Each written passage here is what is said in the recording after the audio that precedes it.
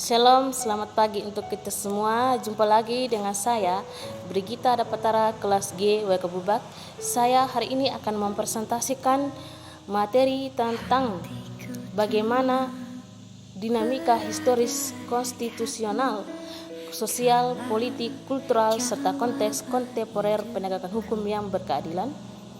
Negara merupakan organisasi kelompok masyarakat tertinggi karena mempunyai wewenang untuk mengatur dan mengendalikan masyarakat, bahkan memaksa secara sah untuk kepentingan umum yang lebih tinggi demi tegaknya hukum. Negara pun dipandang sebagai subjek hukum yang mempunyai kedaulatan yang tidak dapat dilampaui oleh negara manapun. Indonesia adalah negara hukum, artinya negara yang semua penyelenggaraan pemerintahan dan kenegaraan serta kemasyarakatannya berdasarkan atas hukum, bukan didasarkan kekuasaan belaka. A. Menelusuri konsep dan urgensi penegakan hukum yang berkeadilan. 1. Upaya penegakan hukum di suatu negara sangat erat kaitannya dengan tujuan negara. Menurut Cronenberg dan TKB Sabarodin tahun 1975, kehidupan manusia tidak cukup hidup dengan aman, tertib, dan teratur. Manusia perlu sejahtera. Teori Cronenberg tentang negara hukum ini dikenal luas dengan teori negara kesejahteraan. Teori negara hukum dari Cronenberg ini banyak dianut oleh negara-negara modern. Yang kedua, dari bunyi alinea keempat pembukaan Undang-Undang Dasar Negara Republik Indonesia tahun 1945 ini dapat diidentifikasi bahwa tujuan negara Republik Indonesia pun memiliki indikator yang sama sebagaimana yang dinyatakan Cronenberg, yaitu 1. Melindungi segenap bangsa Indonesia dan seluruh tumpah darah Indonesia. 2. Memajukan kesejahteraan umum. 3. Mencerdaskan kehidupan bangsa. Dan 4. Ikut melaksanakan ketertiban dunia yang berdasarkan kemerdekaan, perdamaian abadi, dan keadilan sosial. 3.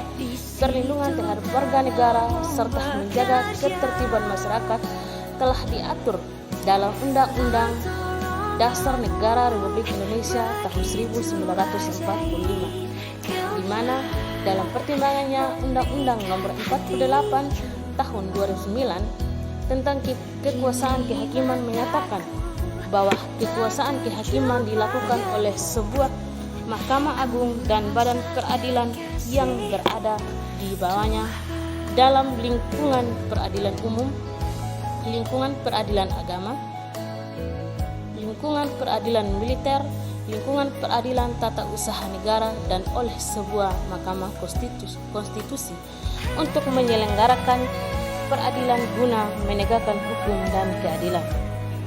4. Dalam teori tujuan negara, pada umumnya ada 4 fungsi negara yang dianut oleh negara-negara di dunia. 1. Melaksanakan penertiban dan keamanan. 2. Mengusahakan kesejahteraan dan kemakmuran rakyatnya. 3. Pertahanan. 4. Menegakkan keadilan. Fungsi ini dilaksanakan pada hukum dan melalui badan-badan peradilan yang didirikan sebagai tempat mencari keadilan. Bagi Indonesia, dalam rangka menegakkan keadilan, telah ada sejumlah peraturan perundangan yang mengatur tentang lembaga pengadilan dan badan peradilan. Dalam bidang peradilan, kita memiliki peradilan umum, peradilan militer, peradilan agama, dan peradilan tata usaha negara atau PTUN. Selain itu, ada juga peradilan yang sifatnya ad hoc, misalnya peradilan tindak pidana korupsi atau tipikor. B. Menanya alasan mengapa diperlukan penegakan hukum yang berkeadilan. Beberapa di antaranya terkait dengan masalah penegakan hukum adalah perilaku warga negara, khususnya oknum aparatur negara, banyak yang belum baik dan terpuji, seperti masih ada praktek KKN, praktik suap, perilaku premanisme, dan perilaku lain yang tidak terpuji. Yang kedua, masih ada potensi konflik dan kekerasan sosial seperti SARA, tawuran, pelanggaran hak asasi manusia, etnosentris, dan lain-lain. Yang ketiga, Maraknya kasus-kasus ketidakadilan sosial dan hukum yang belum diselesaikan dan ditangani secara tuntas. 4. Penegakan hukum yang lemah karena hukum bagaikan pisau yang tajam ke bawah tetapi tumpul ke atas. Pelanggaran oleh wajib pajak atas penegakan hukum dalam bidang perpajakan. Mengapa banyak oknum aparatur negara yang belum baik dan terpuji? Siapa aparat penegak hukum atau badan peradilan? Mereka masih melakukan praktek KKN yang merugikan keuangan negara yang dikumpulkan dari uang rakyat melalui pajak, praktek suap, perilaku prenamisme, dan perilaku lain yang tidak terpuji. Padahal, ketika bangsa Indonesia memasuki era reformasi, masalah-masalah tersebut telah menjadi perhatian dan target bersama untuk diberantas atau dihilangkan. C. Menggali sumber historis, sosiologis, politis tentang penegakan hukum yang berkeadilan di Indonesia. Konstitusional. Istilah konstitusi berasal dari bahasa Prancis yang berarti membentuk. Pemakaian istilah konstitusi yang dimaksud ialah pembentukan suatu negara atau menyusun dan menyatakan suatu negara itu sendiri. Banyak orang mengartikan konstitusional dengan berbagai macam arti, tetapi di sini saya mengambil kesimpulan bahwa konstitusi adalah kerangka negara yang diorganisir dan melalui hukum yang sudah ditetapkan. 1. Substansi konstitusi.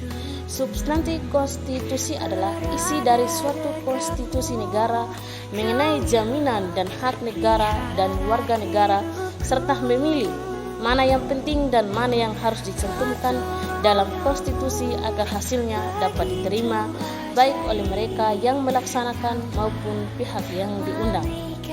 Pada hakikatnya, konstitusi itu berisi 3 hal pokok, yaitu adanya jaminan terhadap hak-hak asasi manusia dan warga negaranya. 2. Ditetapkan susunan ketatanegaraan suatu negara yang bersifat fundamental. Yang ketiga, adanya pembagian dan pembatasan tugas ketatanegaraan yang juga bersifat fundamental. D.